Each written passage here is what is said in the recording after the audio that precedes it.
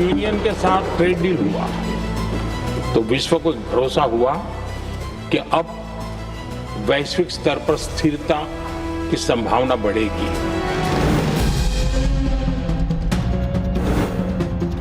America के साथ trade deal होने के बाद विश्व को और भरोसा हो गया कि जो स्थिरता की एहसास हो रहा था अब गति का भी एहसास होने लगा है। राज्यसभा यानी उच्च सदन यानी वरिष्ठों का सदन। प्रधानमंत्री नरेंद्र मोदी जैसे ही राज्यसभा में आए तो एक बार फिर उनको विपक्ष के हंगामे का सामना करना पड़ा। थोड़ी देर तक प्रधानमंत्री मोदी जब बोल रहे थे, भाषण धन्यवाद प्रस्ताव पर भाषण दे रहे थे, उनके खिलाफ सदन में आज राज्यसभा में भी नारेबाजी विपक्षी सांसदों ने की, हंगामा चलता रहा। लेकिन कुछ देर बाद थक कर ये विपक्षी सांसद बाहर चले गए। लोकसभा में कांग्रेस ने प्रधानमंत्री को बोलने नहीं दिया था क्योंकि इल्जाम था विपक्ष का कि राहुल गांधी जो कि विपक्ष के नेता हैं, उनका भाषण पूरा नहीं हुआ तो अब हम किसी को बोलने नहीं देंगे। फिर वहां पे तो हाउस में प्रोसीडिंग में पीएम पार्टिसिपेट नहीं कर पाए।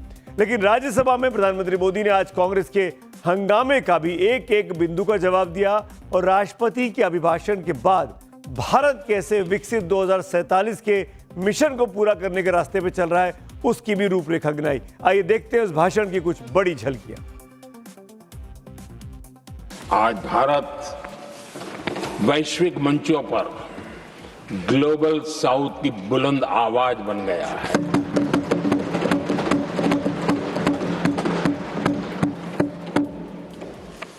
अनेक देशों के साथ आज Bharat future ready trade deals कर रहा है।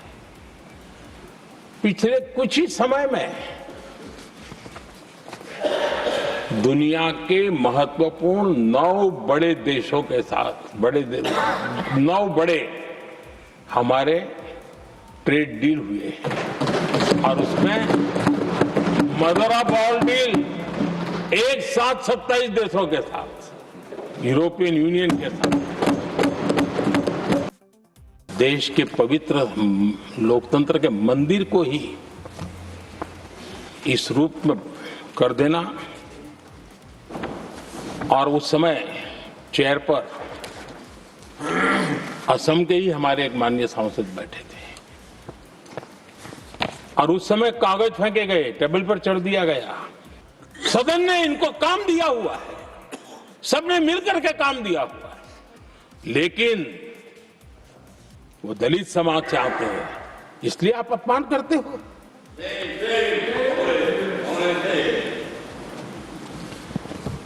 और ऐसा लगता है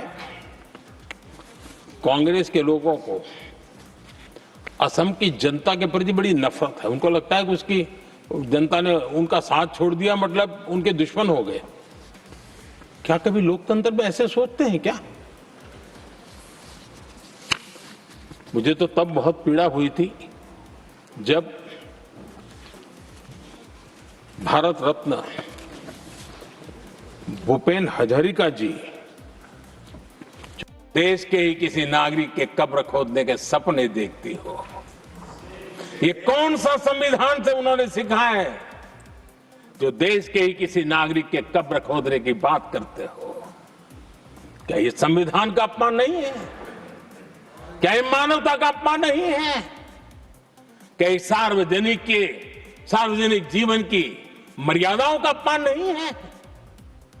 और उनको इसका कोई खेद नहीं है। अगर इसके बाद क्या बयान देंगे? बयान देखो, प्रधानमंत्री राज्यसभा में भी रो रहा था।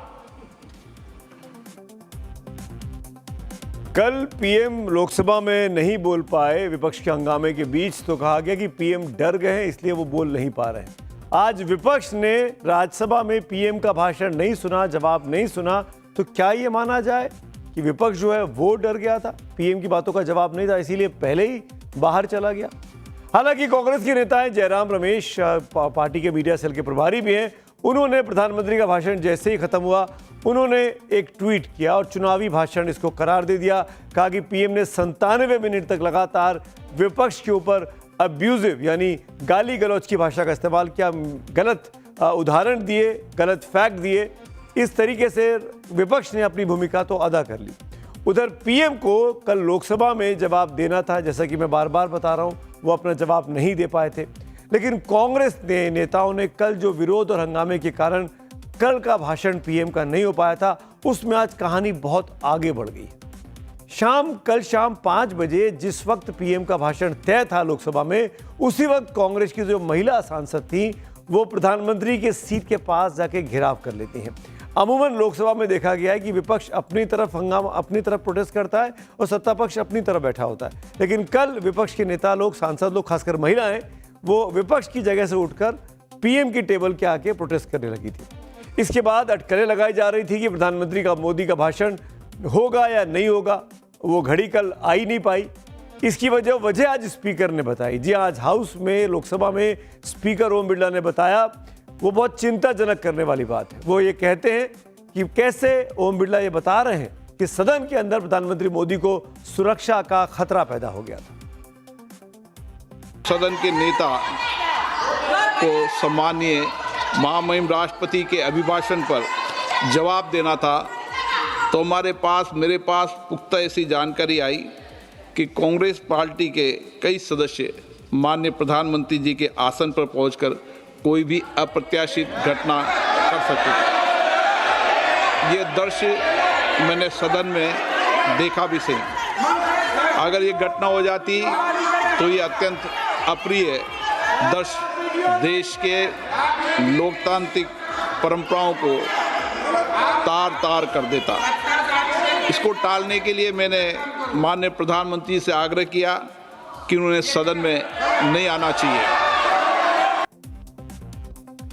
ये वो कल की तस्वीरें हैं लोकसभा की। ये देखिए, कांग्रेस के सांसद, यहाँ प्रधानमंत्री की चेयर होती है, उसके पास खड़ी हो गई जाके, हाथ में एक पोस्टर था और वो 5-7 सांसद हैं वो कांग्रेस की, और पीएम का जो व्यू है, जो वो चेयर को देखते हैं, अपोजिशन की तरफ देखते हैं, उसको ब्लॉक कर लिया उस पोस्टर के जरिए।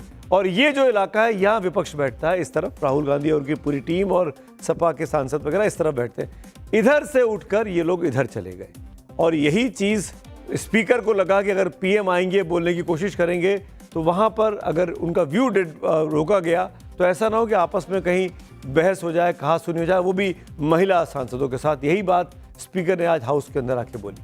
दरअसल सारा विवाद मंगलवार को पूर्व army chief general Manoj Naravane की एक किताब के हवाले पर शुरू हुआ था, जब लोकसभा में राहुल गांधी विपक्ष के नेता के नाते अपना भाषण दे रहे थे। सत्ता पक्ष ने इस पर आपत्ति जताई कि वो एक ऐसी किताब का नाम क्यों ले रहे हैं जो पब्लिश ही नहीं हुई है। वो आपत्ति सत्ता पक्ष और विपक्ष के बीच टकराव, स्पीकर पर कागज फाड़कर पिछालना, नेहरू गांधी परिवार के चरित्र पर सवाल उठाने से शुरू होकर संसद को बंधक बनाने तक पहुंच गई है।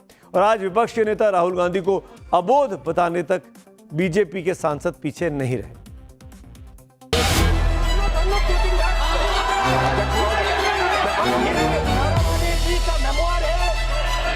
अपनी पार्टी को अबोध बालक का बंधक मत बनाइए। आपको तो मोदी जी ने बंधक कर दिया है, और हम मुझे बोल रहे हैं वो अबोध है। अपोजिशन लीडर के लिए आपने जो शब्द उपयोग करे वो खंडनीय है। अभिमान, अहंकार और अबोध होकर के, अबोध और अहंकार, ये दोनों बड़ा डेडली मिक्सचर होता है। ये लोग लोकतंत्र को कुचलने का काम कर रहे हैं, इसलिए हम बात कर रहे हैं। अब वो अगर संसदीय प्रणाली में ना बोलते हो, जिसके कारण उनको रोका जाता हो, तो यह कौन सी डेमोक्रेसी है कि जो नियम आप ही तय करोगे उसी के तहत चलेगा।